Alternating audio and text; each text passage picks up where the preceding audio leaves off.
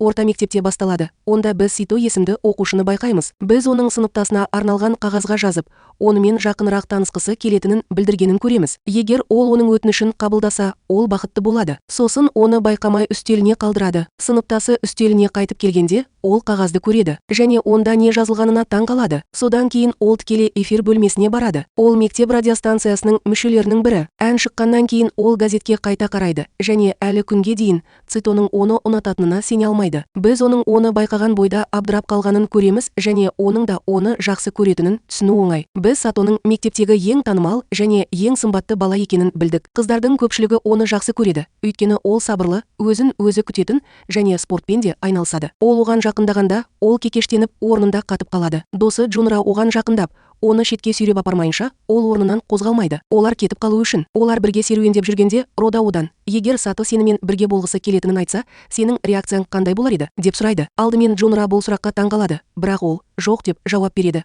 Өйткені оның айналасында тым көп қыздар бар сияқты. Қыздардың көпшілігі оған үнемі қарап тұрады. Оның үстіне ол оның түрі емес. Қазіргі уақытта ол тек болашағымен ғана айналысады. Осы кезде Рода үнсіз жүріп, Сато туралы ойларға бой алдырады және досының пікірі ол үшін маңызды емес, өйткені ол оның оған деген сезімі бар екеніне сене алмайды. Кейінірек ол өз бөлмесінде болғанда, ол оған жазған қағазын қолына ұстап, ара сияқты айналып, есінен танып қалады. Келесі күні біз оның хатты електің қалтасына, етігінің қалтасына салып, оны ешкім көрмей тұрып, тез кетіп бара жатқанын көреміз. Біз оның кешірім сұраған хатын жазғанын білеміз, өйткені ол оны жақынырақ білмейінше онымен қарым-қатынас жасай алмайды. Содан кейін біз Ситоға барамыз. Оған басқа қыз өзінің сүйіспеншілігін мойындайды, бірақ ол сабырлы түрде жауап береді, кешірім сұрайды және оған қазірдің өзінде таңданатынын айтады. Барамыз. Онда Рода сыныптастарының алдында бірдеңені бейнелейді. Қыздар оның айналасында отырып, мұқият тыңдайды. Егер мұғалім түсіндірсе, олар онша назар аудармас еді. Олардың бар ойы Сато қатты таңданатын бақытты қыздың кім екендігі. Екінші жағынан, біз Роданың өз үстелінде жалғыз отырғанын,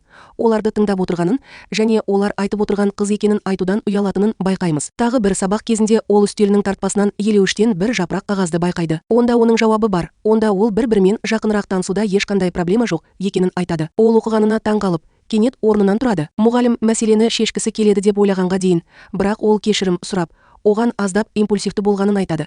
Содан кейін ол басы ауырып тұрғандай өз ойына батып тұрады. Бұл жерде бір қызығы, Сато Леонараға сәл ерекше қарайды. Біз төбесі әбден тозған Родаға қайта ораламыз. Ол не істерін білмей, хабар тарату бөлмесіндегі сағаттың тілі сияқты жүгіреді. Ол онымен кездесуге баруы керек пе, әлде газетті мүлдем көрмегендей кейіп танытуы керек пе? Осы кезде ол айнаға қарап, ол мені таңдады деген нені білдіреді, деп сұрайды. Ақырында, ол тынышталған кезде, ол оған жауаптарын бөлменің алдындағы жәшікте қалдыра алатынын айтып, басқа қағазбен жауап береді. Олар арқылы хат жазыса бастайды. Біз оның өтінішімен шынымен келісетінін көреміз. Уақыт өте келе олардың хабарлары ешқашан бітпейтін сияқты және біз олардың екеуі де айналасындағылардың бәріне көңілді және мейірімді болып қала беретінін байқаймыз. Бір күні ол оның бөлмеден шығып бара жатқанын көріп, оның дәл алдында тұрғанын көріп таң қалды. Бұл оның жүрегін елжіретіп жіберді. Кенеттен олардың ми жасушаларында ақау пайда болып, бір-біріне не айтарын білмей қалады. Сатоның досы Роданың қолынан ұстап, одан кешірім сұрап кетіп қалады. Осыдан кейін ол қорапты ашуға тырысады және оның оған хат жазысатыны туралы жазба қалдырғанын біледі. Өйткені ол онымен жақынырақ танысқысы келеді. Ол қағаз таусылғанша бір-бірімен хат алмасуды жалғастыру керектігін түсіндіреді. Оның айтуынша, бұл жағдайда олар тікелей бетпе-бет сөйлесе бастайды. Бірақ ең үлкен сілкініс ол оған Джунраның мінез-құлқы Рода үшін үлкен тосынсый болды.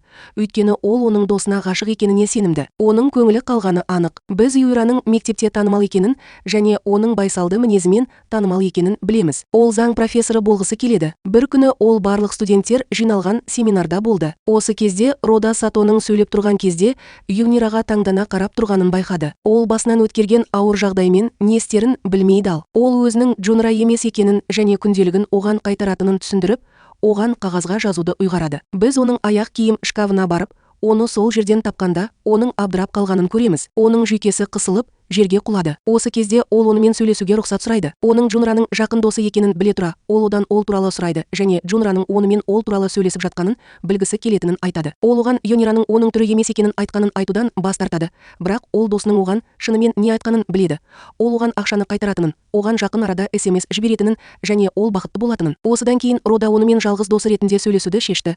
Өйткені ол онымен бетпе-бет келіп, оған шындықты айтудан қорқады. Олардың әңгімелерінен Рода оның өзімен бір топты жақсы көретінін білді. Келесі күні ол мектепте оқып жүргенде оның футбол ойнағанын көріп, оған деген сүйіспеншілігі оның көзінен анық көрінді. Ол ақыры оған шындықты айтқан кезде оны кешіреді деп үміттенеді. Баспалдақпен түсіп бара жатып, ол Юнираның бұрынғы жігітімен кездеседі. Осы кезде ол мүмкіндікті пайдаланып, одан кем дегенде қалыпты сөйлесу үшін қайта қосылуын сұрайды. Тіпті сыныптастары болса да, басқа ештеңе жоқ. Бірақ ол әлі де абдырап қалды және оған қалай жауап беру керектігін білмейді. Кейінірек, ол бөлмеде болғанда, оның да топтың да сүйікті әні Сито ойнай бастайды. Әрине, Сито-ны қуантады, өйткені ол оның жақсы көретін нәрселеріне қызығушылық танытады. Осы уақыттан бастап олардың жазбалары арқылы олардың әңгімелері айтарлықтай кеңейе түсті. Тағы бір жолы біз Роданың сыныптастары оны караокеде ән айту үшін бір жерге апарып жатқанын көреміз. Кездейсоқ, ол сол жерден Ситоны тауып алады. Ол ренжігені анық. Біз бұл Джунраның олармен бірге болмағандықтан екенін білеміз. Ол Роданың қасында отырғанын көріп, одан Юира туралы сұрағанына сене алмайды. Ол жауап бермеген соң, ол сол күні осы әнді ойнауды сұрағанын сұрайды. Әрине, ол топты меңзеп тұр. Ол бейтарап жауап береді. Бұл қалыпты жағдай. Кейде солай болады және достары одан белгілі бір әндерді орындауын сұрайды. Ол өзіне ішетін нәрсе сатып алуға шыққанда, Сато таң қалады. Ол тіпті оны ұнатпайтыны анық және ол оған басқа адамдар сияқты сенің деп пікірің әрқашан жоқ, дейді. Адамдар саған бірдеңе айтып жатыр, ал сен жай ғана жарайды деп айтасың. Солай болды. Оның үнсіздігі оған жеткілікті болды, деп қосады ол. Ол өзінің тыныш мінезіне таң қалғанын, оған қарайтын нәрселердің көпшілігіне жауап бермейтінін және оның соншалықты тыныш екенін ешкім түсінбейтінін, шын мәнінде оның нәзік екенін және оңай ұялатынын түсіндіреді. Ренжігенін сезген Рода сыныптастарынан кетуге рұқсат сұрайды. Сато да үйіне бару керектігін айтып, көп ұзамай оның соңынан ереді. Жолда келе жатып, ол онымен сөйлескісі келеді деп күдіктенгендіктен мазасызданады. Олар бірге келе жатқанда, ол одан бір қадам алда тұрады. Содан кейін ол бұрын айтқан сөздері үшін кешірім сұрайды. Ол оған Леонораны ұнататынын айтқан кезде қатты таң қалады. Роданың ренжігені анық. Ол мұның нені білдіретінін бұрыннан білсе де, бұл оған таң қалмады, бірақ ол әлі де қатты аурады. Ең бастысы, Сато бәрін одан сайын нашарлатады және Родаға Леонораға деген сезімін білдіруге көмектескенімен, оның шынайы эмоциялары жасырылғанын түсінуге мәжбүр етеді. Оның білуінше, ол оларды артта қалдырды. Олар хабар тарату залының алдындағы стендті бір-біріне делдал ретінде пайдаланады, бірақ ол дөрекі болып, оны ренжітеді. Ол оған оның бәріне жай ғана ой, бұл сүйкімді деп жауап бергеніне ренжігенін және солай екенін түсіндіреді. Содан кейін ол оған ашуланғаны үшін екінші рет кешірім сұрайды. Ол ештеңе болған жоқ деп жауап бергенде, ол бұған қарамастан, сен маған бұл мәселе бойынша өз пікіріңді де айтпадың дейді. Ол оның назарын оның өз пікірі және оның астарында себеп болу керек екеніне аударады. Бұл күлкілі, өйткені ол бұл сөзді алғаш естігенде күледі. Ол таң қалып, оны мазақ етіп жатыр деп ойлайды. Кейінірек оның бірнеше жігіт ойнап жатқан допты тепкенін көргенде, ол оны шынымен жақсы істеп жатқанына сендірді. Ол оған бір кездері футбол клубының мүшесі болғанын, бірақ енді ойнамайтынын айтты. Ол оны жайбарақат тыңдап, басын изеді. Сато үндемей қала алмайды. Ол оған мұндай сөзді айтудың дұрыс екенін айтты, бірақ ол одан ойнауды тоқтатуға не себеп болғанын сұрауы керек. Ол оған мұндай шешім қабылдамас бұрын мұқият ойлану керектігін айтқысы келетінін айтты. Ақыры оның ашық сөйлеп тұрғанын естігенде, ол оның бетінен ұстап, байсалды болған кезде Дональд Дакқа ұқсайтынын айтып күлді. Ең бастысы, ол түсінбей, оған өзі туралы 3-ші сыныпта оқитын сіңлісі бар екенін және олардың қарым-қатынасы өте ұқсас екенін айта бастады. Анасы кішкентай кезінде қайтыс болды. Әкелері оларға анда-санда келіп тұрады, өйткені ол шетелде, олар әжесімен бірге тұрады, деп жалғастырды ол. Әжесі қартайғандықтан, ол енді оған қамқорлық жасай алмайтынын, сондықтан ол мектептен оралғаннан кейін үй шаруасымен айналысатынын түсіндірді. Оның міндеттеріне байланысты бұл оның сүйікті хоббиіне әсер етті. Рода оған өзінің қиын өмірі туралы айтқан кезде мұңаяды.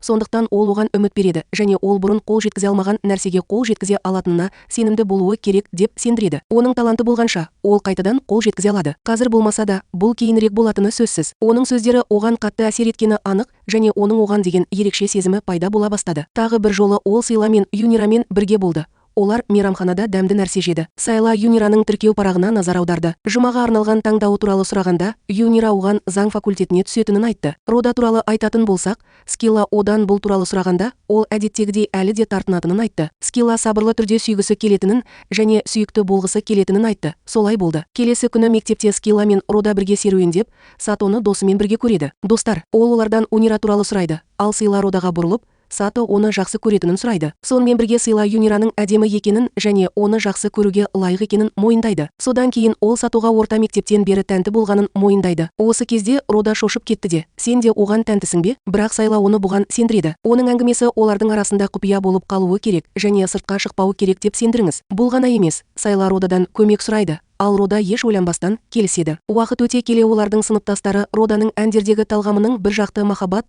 тақырыптарына ауысатынын байқай бастайды.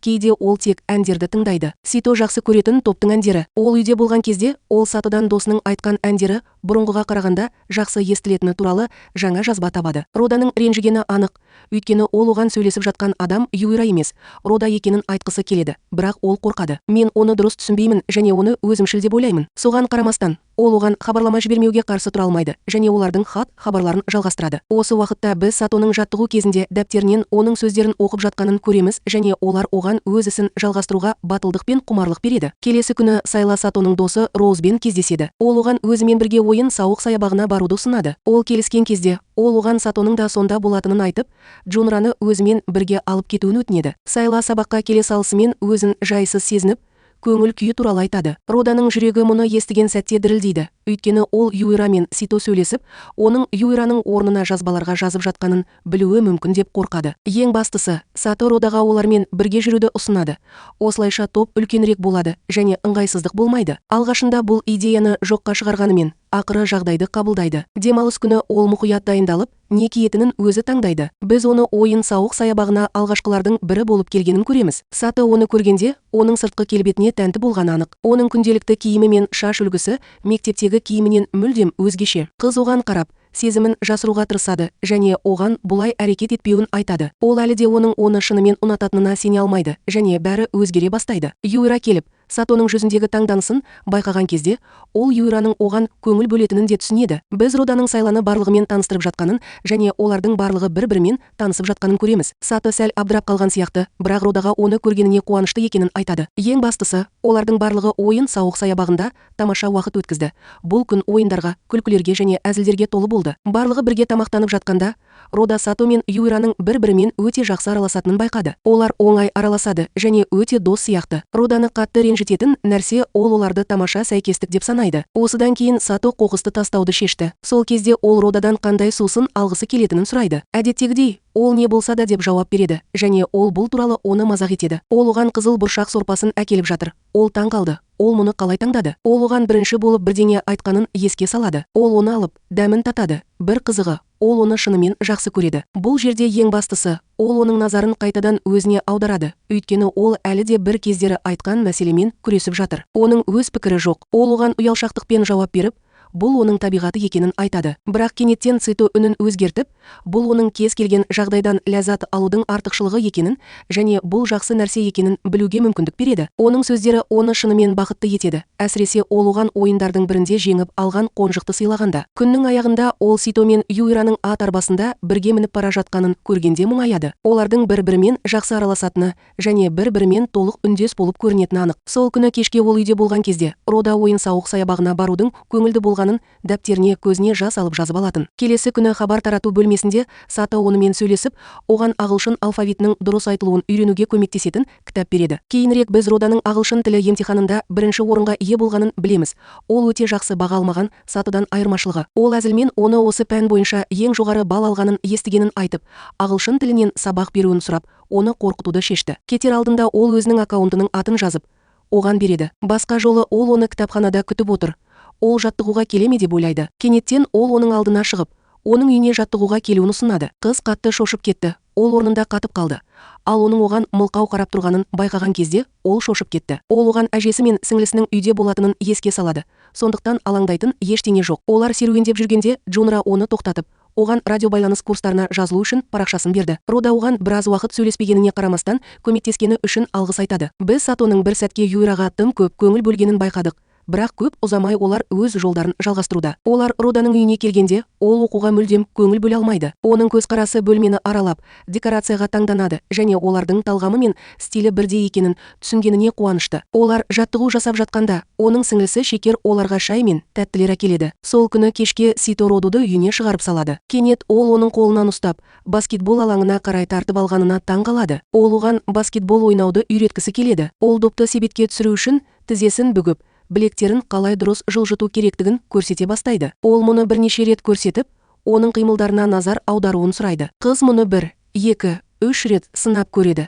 Ақырында ол гол соға жаздады. Сол кезде Сито оған футболдан кететінін айтқан кезде, ол сол кезде ренжігенін, бірақ оның сөздері оның көңіл күйін өзгерте алғанын және оған жетіспейтін құмарлықты қайтарыңыз. Сол күні ол үйде болғанда, ол оның айтқандары туралы ойлана береді және өзін кінәлі сезіне бастайды. Келесі күні ол Ситоның Юнирадан өзінің тарих кітабын алып келуін сұрағанын байқайды. Әрине, бұл жай ғана сылтау, өйткені ол онымен сөйлескісі келеді. Солай болды. Осы уақытта сыныптастары олардың бір-біріне қаншалықты сәйкес келетіні туралы сөйлескенде, ол ренжіді. Ол досына жақсылық тілесе де, біз оның үзіліс жасап, хабар тарату бөлмесіне барғысы келетінін байқаймыз. Осы кезде Рода оны сол жерде күтіп тұр. Екінші жағынан, біз Ситоның хабар тарату бөлмесіне қарай бет алғанын көреміз. Ол жазбаларды қорапқа салғысы келеді, бірақ олардың қатар тұрғанын көргенде, ол бағытын өзгертіп, олардан аулақ болады. Ең бастысы, Рода одан татуласуын және олардың арасындағы барлық реніштерді ұмытуын сұрайды. Алайда, ол одан кешірім сұрайды және олардың жай ғана дос екенін түсіндіреді. Басқа ештеңе жоқ. Бұл кезде Сато қасында тұрып,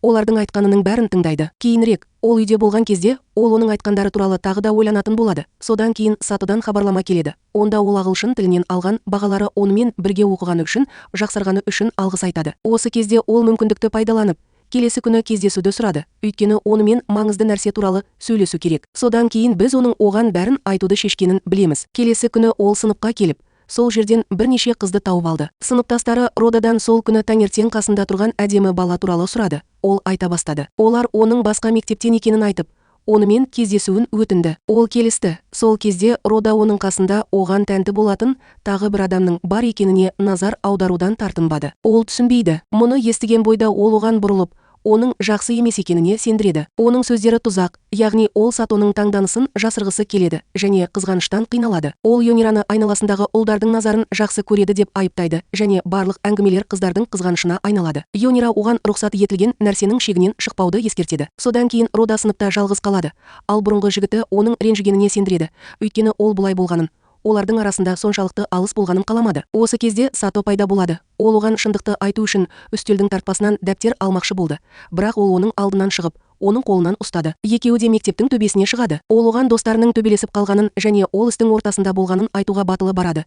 Өйткені ол ешқашан шешім қабылдамайды және әрқашан тартынбайды. Ол әрқашан маңызды нәрселерден абдырап қалатынын, сондықтан оған көмектескісі келетінін түсіндіреді. Ол алыстағы тауды нұсқап, оның алдында тұрғанын елестетіп, қатты айқайлауын сұрайды. Ол оған еліктеу үшін мұны өзі жасай бастайды. Ол да солай істеуге тырысқанда, оның даусы алғашында күңгірт естіледі, бірақ бірте-бірте оның жаңғырығы бүкіл мектепте жаңғырады. Кейінірек, ол қайтып келгенде, онымен бірге сыныпта отырып, бұрынғы жігіті туралы сөйлесіп, оны әлі де жақсы көретінін сұрайды. Ол оның ешбір сезімін ешқашан қайтара алмағанын түсіндіреді, өйткені ол оның екіұштылығына шыдай алмай, онымен ажырасып кетті. Ол келесі жолы біреуді ұнатқанда, оған адал және түсінікті болуға кеңес береді. Келесі күні ол хабар тарату бөлмесінде болған кезде, Сайла оның алдына шығып, қасында бар жазбаны қосуды өтінгенде таң қалды. Қыз қарсы емес, бірдеңе болмай тұрып, оқушылар әннің сыныптастарының бірінің өтініші бойынша орындалатынын біледі. Біз бұл әннің кешірім туралы екенін білеміз. Сол кезде Сайла одан кешірім сұрайды. Рода таза жүрекпен кешірім сұрайды және соған сүйене отырып,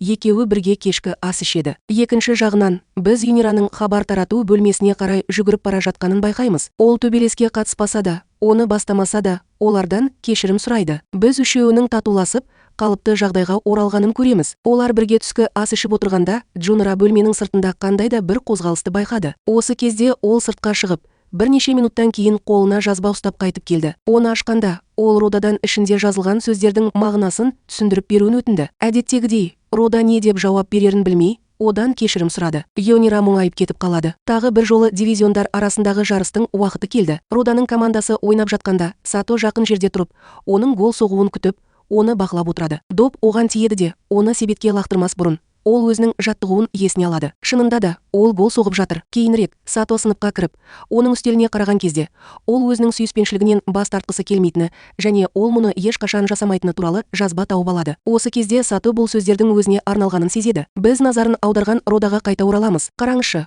ол бұрынғыдан қаншалықты өзгерді. Енді ол өз ойын еш ойланбастан айта алады. Онымен бірге болған кезде бұл оның мінезінде емес еді. Біз оның оған айтқан сөздері оны Юнирамен әңгіме бастауға итермелейтінін көреміз. Олар бірге серуендеп жүргенде, Юнира оған балабақшадан бері дос болғанын еске салады. Ол өзін жақсы білетін және босанудың табиғатында ешкімді ренжіту болмағанына сенімді адам екенін білдіреді. Сондықтан ол өзінің жақсы ниетіне сенімді және оған жазба береді. Ол оған өтірік айту қиын болғанын айтып, оның қаншалықты азап шеккенін елестетеді. Сондықтан ол оған Сатомен шыншыл болуға кеңес береді. Өйткені бұл оның өзін жақсы сезінуіне көмектесетінін біледі. Сол күні кешке Рода Йонирамен сөйлесер алдында жазған мақаласын оқып отырып, жалғыз отырды. Келесі күні ол оған жауап жазуды ұйғарып, оны үстелінің тартпасына қалдырады. Сыныпқа кіріп, мұны көргенде, ол бірден хабар тарату бөлмесіне жүгіреді. Ол сонда болғандықтан, біз Роданың радиода сөйлеп, сыныптастарынан әрі қарай өмір сүруін сұрағанын бірінші рет көріп отырмыз. Әрине, және оның шынайы келбетін өзгертпеңіз. Осы кезде Йонира оны тыңдап, Роданың ақыры өз сезімін білдіріп, естігісі келетін, әрқашан айтқысы келетін сөздерді айтып жатқанына қуанады. Ең бастысы, Сато онымен байланысып, жауабында жазған сөздерінің мағынасын білгісі келеді. Ол оған мұны басынан бастап жазғанын, бірақ оған ешқашан шындықты айтпағанын айтады. Ол сөйлесіп жатқанда, ол кездейсоқ бірдеңеге тап болып, хабар тарату түймесін іске қосады. Ол оны көптен бері жақсы көретінін мойындап, таң қалдырады және бұл туралы көптеген жолдармен меңзеуге тырысты. Екінші жағынан, барлық студенттер оны тыңдайды және оның оған тәнті болғанына қуанады. Өйткені ол айналасындағылардың бәрі жақсы көретін, сабырлы және мейірімді адам. Осы кезде ол оған оқиғаның үстелінде қалдырылған хаттан басталғанын түсіндіреді. Сол кезде ол мұны Джунра жазды деп ойлады. Таңқаларлық жайт, олардың жазбалардағы әңгімелерінен ол қателескенін түсініп, бұл сөздерді жазған Рода екенін растады. Ол онымен әрқашан ол дұрыс түсінбегенде емес, Род сияқты сөйлесетінін айтып, оны таң қалдырды. Ол сондай-ақ оған көп жағдайда одан көзін алмағанын айтты. Ол оған болғанның бәрін түсіндіргеннен кейін, ақыры оған деген сүйіспеншілігін мойындады. Кенеттен Рода айқайлап, оны қатты жақсы көретіні сонша, оның батылдығына таң қалғанын айтады. Бұл оған тым күтпеген болып көрінеді, бірақ бәрібір оның адалдығына қуанады. Осы сәттен бастап олар осы әлем бойынша саяхатын бірге жалғастыруды шешеді. Сериал осымен аяқталады. Соңына дейін оқыған болсаң, каналға жазылып, лайк басып, бізге қолдау көрсетесің деп үміттенемін. Сізге ұнайтын басқа эпизодтарды да көре аласыз. Бізде көптеген әдемі сериалдар бар. Мен сізге ең жақсыларын ұсына аламын. Құрметті көрермен, рахмет және тыныштық тілеймін.